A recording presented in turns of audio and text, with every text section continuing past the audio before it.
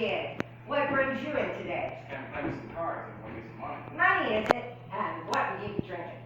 How about a bottle of tequila? A whole bottle? You're not going to cause me any grief now, are you? I ain't gonna go cause no grief now. You should be out of this town in a day now. Yeah, I heard about that. I'm real sorry to see you go. You've been a breath of fresh air around here. I hate to leave. So what time's that stage coming in? About 3 o'clock. You've got plenty of time then. Go ahead and have a seat. So it should be on in just a minute.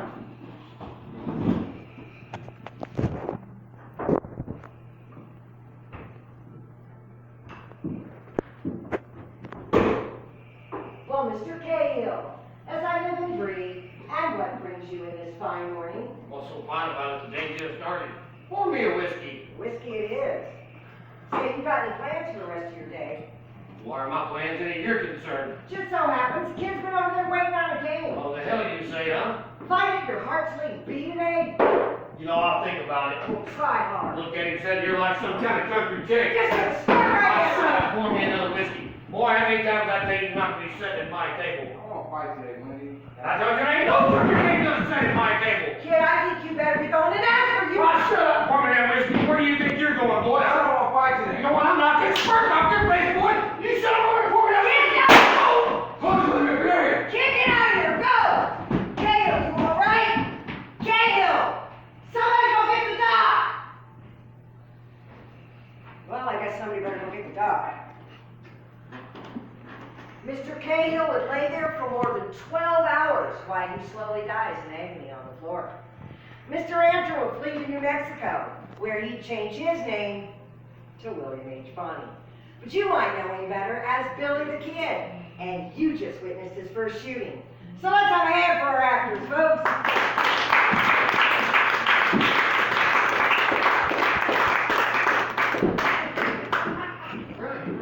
That's not bad for a dead guy, huh?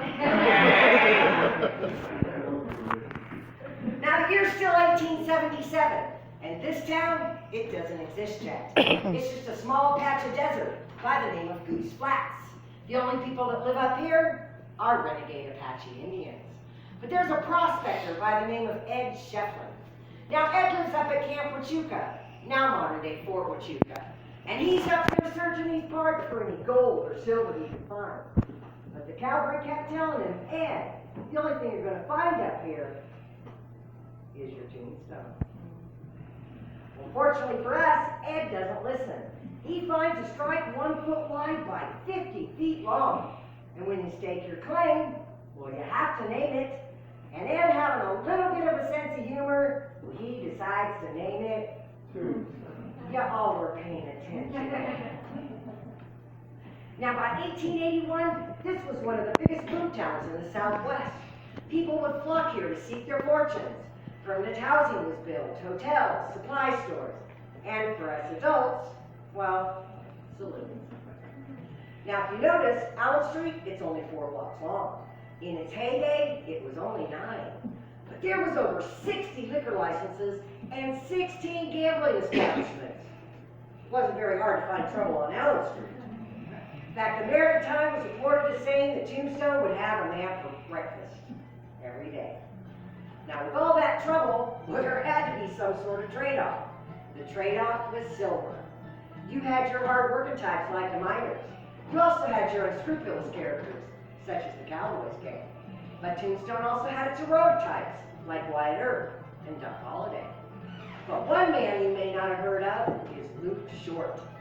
Now, Luke was a fine dresser, a good gunman, but a hell of a gambler. In fact, it was reported that he could count cards, which in the 1880s was unheard of and not really understood. So we can only assume he was just that good. Now, being that good, men would often call you a cheat. One of those men was Charlie Storm. Now, Charlie wasn't bad with a gun, but he was often drunk, which made him terrible at gambling. Now, he loses a lot of money to Luke the night before, comes back to the Oriental to try to win some of it back. The bartender that day was Bat Masterson, but today being played by Beth. Well, she gets mixed up in this little mess. So let's see how this day in history plays out. Shall we? Yes!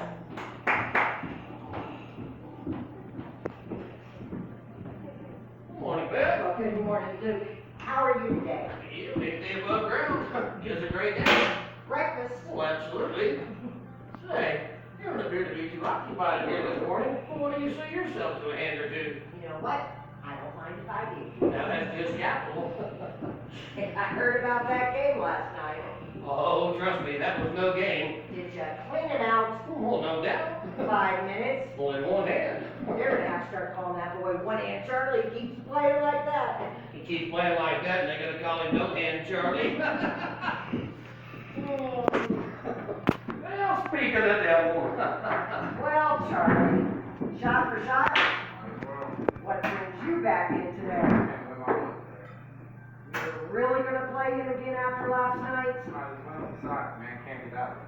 Well, from what I hear, he ain't lucky. He's good. I don't intend on losing. Good luck, Charlie. Say, you boys don't mind if I sit in, do ya? Well, sure thing. Oh, good, because I wouldn't miss this for the world. Well, I wished I could. Say, Charlie, What? would you go ahead and save yourself all that heartache and anxiety and just give me that 300 now? Just doing cards. What are you gonna hand me up there, Charlie? Just that now. That is debatable. Did you deal any slower? Well, sure, Charlie. Would you like me to prolong your torment? You know, Charlie, the longer it takes him to deal, the longer you get to hang on to your money.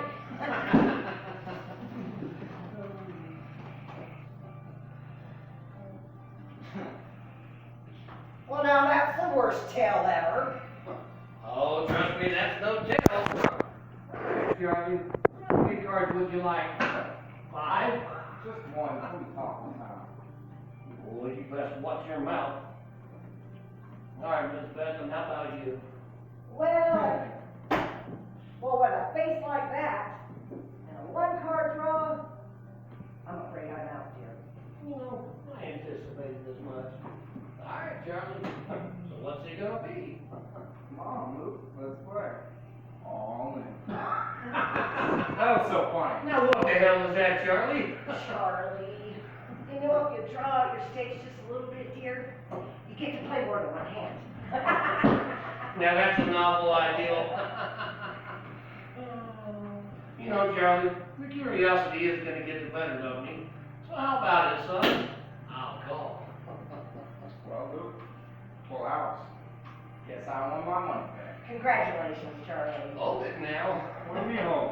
Yeah, normally that'd be a good hand. It's a great hand. Is that fair? You know, I don't disagree, but somehow it just don't beat a straight flush. Get your hand off that iron, boy. You didn't pull from the deck. I didn't need to. Nobody's that lucky. Apparently I am. I told you he ain't lucky. He's good. Good, he cheated. Beth, I suggest you escort your esteemed guest out that door now. Now, Luke, that's cocked and loaded. It doesn't work if it's not cocked and loaded. Darling, put that gun away from me, please. It's your lucky day, Charlie. You can't come in here and call me a cheat like that. Come on, Beth, you're my friend. I'm everybody's friend, but you made the bet. Yeah, well- You made the bet. He called and you lost, Charlie. Now you're drunk. Go on home. Have a nice day, Charlie. Why you gotta prod the boy that way? Oh, you know that young man's no more than an annoyance. That very well may be, but you're gonna get somebody killed around here. It's not gonna be me. And I don't want it to be me either. Besides, you're not making any friends around here. Well, sure I am. Really? Yeah, and look at them all. They're right there on the table. That is not what I meant. You know it. Yeah, let's just forget about that young man. We'll have ourselves another drink. Besides, I think it would actually behoove that young man to find himself another means of entertainment. Because obviously, this is not his forte. Well, what would you suggest? You take up knitting or something. Might be a nice safe hobby for that young man. Luke, you son of a... Matthew's your big the damnedest friend. It appears I do. Now, folks, Charlie actually underestimated me that day because you see, I got 3 shots on him. But 2 of those shots actually entered the very same hole in Charlie's heart. And that poor feller there, he was dead before he hit the floor. But if you'd like to visit Charlie, you can do so because he's located right up here in our Blue Hill Cemetery. As far as myself, I went on to lead a very long and prosperous gambling career. So let's have a hand for the actor.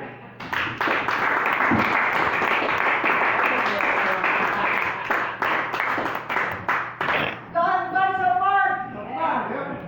Now, y'all heard the gunfight at the OK Corral? Yes.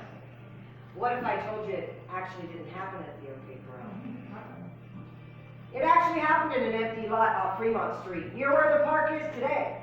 But Hollywood didn't think you'd go see a movie called The Gunfight in the Empty Lot. So they changed the name, and they changed history. Now, the gunfight was between the Herbst Dog Holiday versus the Cowboys gang. We actually have one of the rarest photos of the Cowboys gang up by the noose above the ATM. Now, below that is an index telling you how, when, and where each man in that photo died. Now, 2 men in that photo, Ike Clack and Billy Claiborne, they ran away from the gunfight, were branded as cowards. Now, Ike would meet his maker in 1887 while rustling some cattle. Claiborne would meet his much sooner. You see, he leaves Tombstone, comes back 2 months later, insisting everybody call him Billy the Kid Claiborne, after his hero and supposed friend, the real Billy the Kid. Now, Claiborne has another friend by the name of Johnny Ringo. Y'all heard of him? Well, in the movie, it's depicted that Doc Holliday's the killer, Johnny Ringo. But we here in Tombstone, we believe another man is responsible. And he's probably one of the most dangerous men to ever walk these streets. His name is Buckskin Frank Leslie. It was reported that he killed 11 men in 11 months. He once even shot and killed his wife. But before that, he's tending bar at the Oriental Saloon for the owner, Milt Joyce, today being played by Millie. Now, Millie has a nasty habit of letting people down. Today is no different. You see, Frank's been up all night tending bar and dealing with the likes of Billy the Kid Claiborne, who at 22 and drunk wouldn't take no for an answer. In fact, patrons of the bar would say Frank was unusually patient with Claiborne, considering he was notorious for hating cowards. And nobody better ever call Frank a coward. Howard. I heard that. I'm talking to you, fella. You look at the man, been a long night, every bottle in the house is empty. Some rascal shot and killed the piano player and left. You know, I just send everyone to the desk and girl home back. You went to church, didn't you? You were here last hour. I recognize that mug anywhere. Yeah, hell, look at the clock on the wall. Wouldn't you know it, old Millie, she's late again. I'm coming, Frank, I'm coming. Why don't you just keep your shirt on already, will ya? Yeah, well, nice of you to join us. What happened? Your dog died again? No. I ran into a little bit of that there, horse trouble. Horse trouble? Yeah, through the same shoe I threw last week. Oh, can't you come up with something better than that? Oh, leave it alone, Frank. Who put a bird to your saddle anyway? Well, you did. How so? Well, I've been here all night, tending bar, and had to throw that damn boy out of here at every corner. You knew I couldn't be here last night. I did not. I had things to tend to keep this place running. Oh, yeah? Yeah, it doesn't run itself, you know. Oh, I know. It's not good for you. Oh, leave it alone, Frank. You know what? You're starting to sound like you're watching. Now, that was uncalled for. I don't think so. Well, I'm tired. We're all tired, Frank. What are you tired from, huh? You laughing now? Oh, would you just leave it alone? Why don't you just go read your paper or something, will ya? You know what? I intend to. Finally, some peace and quiet in here. Well, I've been trying to tell you about all the damn trouble and all. You know what, Frank? There's always trouble when you're here. You know, whatever. Just make yourself useful for once. You did. Oh, great, he's back. Claiborne, you idiot, give me that. Warm it up. You're lucky you stole that one. That warm it up. You ain't getting so much as a drop of water in here. Now get out. That warm it up. I'll pull you over. Get it, pull anybody anywhere. I'll burn you down. I'm afraid of you. Frank, What? get him out of here. Yeah, I can't right now. And why not? Yeah, see, we had me a little bit of that there on horse trouble. It's not funny, Frank. That's a good one, Frank. Boy, you ever put your hands on me again, you're gonna be sorry. don't, sir. Don't count it here, now, kid. That's uncalled for. And what's uncalled for is you running away leaving your friends to die in the street like the coward you are. You know my friend William Bonnie was here? Driving out to the middle of that street and gun down like the dog you are. William Bonney, huh? Yeah. The William Bonney? Only one. You want to get the hell away from me, boy. So you fancy yourself some William Bonney, do ya? I do. You ain't even fit enough to hold this corn cob. Now that's a fact. Billy's my friend. Billy. Here we go again with a Billy Frank. Guessing he ain't heard. What? You better tell him. You fella, you ain't heard, 'cause you can't read a stitch. If you could, you'd actually see it says right here, your friend William Bonney. Why, hell, he's been down the road for 3 months now. There goes your I hero. don't believe that. How about I make it so you meet up with him real soon, huh? Yeah, you know what, Frank? I heard he's been itching for some company. The problem is a coward like this here, he ain't worth the lid. That's a fact. Oh, Frank, it's 5 minutes drinking, I'll leave. Right now. Oh, right now, huh? Right now. Right now, Right huh? now. Get away from me. You got Sam now, don't you, boy? Where was that Sam when you left her? Shut up down there, kid. Get on out here. Is that new private stock you got in? Well, it sure is. Good. Pour me a shot of that. I ain't got into this already, Frank. Yeah, you know, if you had to fence the doggone late, I reckon I might have. Yeah. Get away from me, Clay. What the hell's wrong with you? Little boy, you know what? I don't know what smells worse. You or that pile of horse shit out back. I'm pretty sure it's him. That's a fact. Come on, Frank. You promised me a drink. Just give me that one. Boy, I didn't promise you anything. Matter of fact, your next drink is down the road to the swing down yonder, so I reckon I gotta go get it. Jeez. Kid. I know you killed my friend John Ringo. So the least you can do, give me that drink. Boy, did I tell you, you put your hands on me, you're gonna be sharp as my yard here. Frank! Don't you go making a mess in here! Don't be no mess in here. I bring Billy the Kid Claymore just leaving, weren't you, Billy? I don't want that drink though, Frank. Good, because the next time I throw you out of here, I'm turning your head into a canoe. Now get it! Jeez! Damn, kid, look at this mess. Pour me another drink. Yeah, you know what? I think I'm enjoying it. Between that kid and all that horse trouble this morning. You know that horse shit! I'll leave him alone right here! Boy, just like his father. Just like him. Apple doesn't fall very far from that tree. Nope, straight to the ground and rotten to the core. Damn kid. Frank! You remember? Oh. I got me a gun! Good. Maybe he'll shoot himself with that. Hell, I'll drink to that. I knew you were a better man. Know you're such a coward.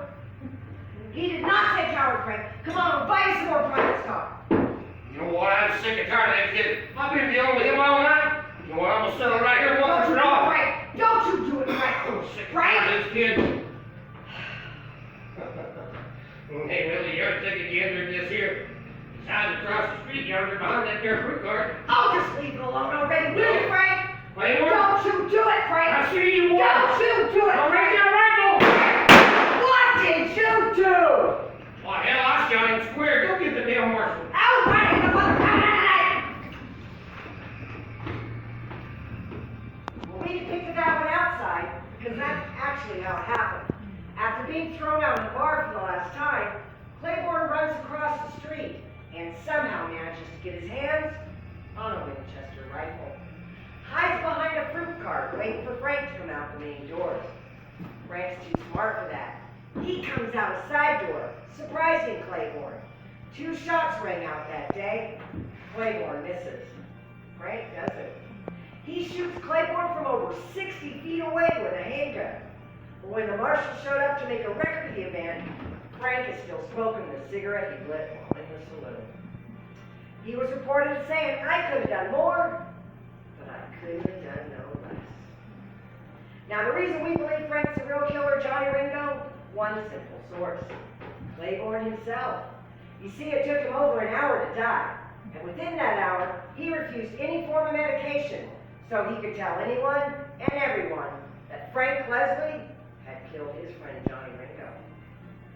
Now, if you'd like to visit Claiborne, you can do so today, because he's right up there at our Blue Hill Cemetery. And if you walk 2 blocks down on Allen Street, you could stand in the very spot that Claiborne was shot. Well, let's have a hand for our actors, folks.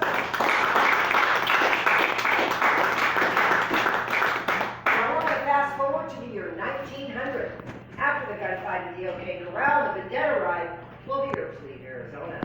Now Warren, the youngest and most arrogant of the Earps, he also leaves Arizona, but he comes back 2 years later and settles down in our neighboring town of Wilcox, where he lands a job on Henry Hooker's ranch as a range detective, but a man named Johnny Boyette, who he torments relentlessly. Now it all comes to a head on 4th of July when Warren picks Johnny up and throws him into a tree, totally humiliating Johnny. Well, of course, a fight breaks out, but it's very quickly broken up. They would meet once again 2 nights later at 1 a.m. in the Brown Hotel. And folks, this is one of the very best examples why you never bring a knife to a gunfight.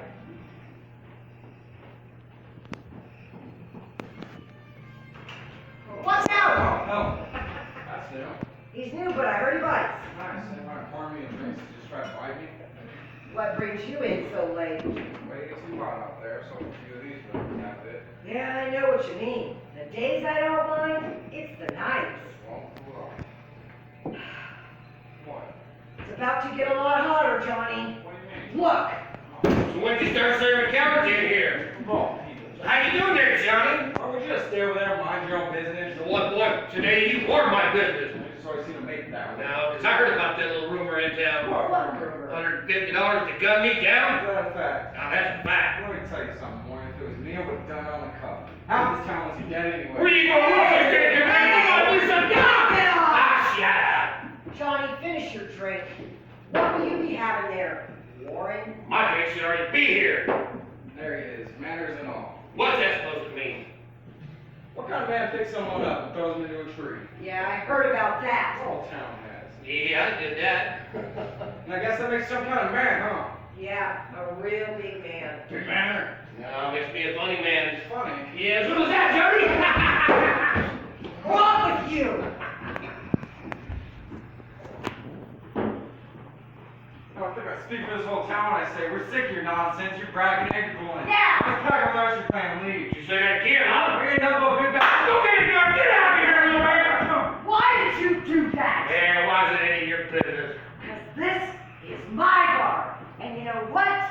You're going to pay for that shot you threw in his face. Oh, yeah? Yeah. You know what? Why don't you clean that up? Well, you're good for anyways. Expect anything less from scum like you. Oh, my brother Wyatt gets back into town. Your brother White. You want to know something about your brother White? If it wasn't for him, you'd have no respect in this town. Get all the respect I deserve. Oh, All right, God. Warren. You back to the ball drop. Here it comes. Turn around. No? I said turn around. Oh, you're gonna shoot me in the back like a coward you are, huh? That's a lot more than you would have done. I told you to turn around. Now, hold on, Johnny. Say, look here, one heel. You're a liar, Warren. Stay there! Come on, it's not about me. Stay there, Johnny! Get out of here, Johnny!